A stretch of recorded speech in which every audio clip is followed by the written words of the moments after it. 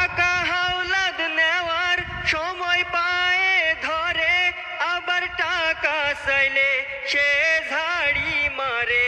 কিছু মানুষ আছে শুধু নিতে পারে, কিন্তু দেওয়ার সময় তাদের ফাটে। ও আ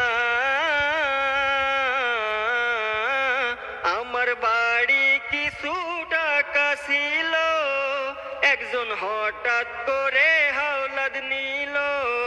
2 দিন পরে দেবে বলে টাকা নিছে, 2 মাস পরে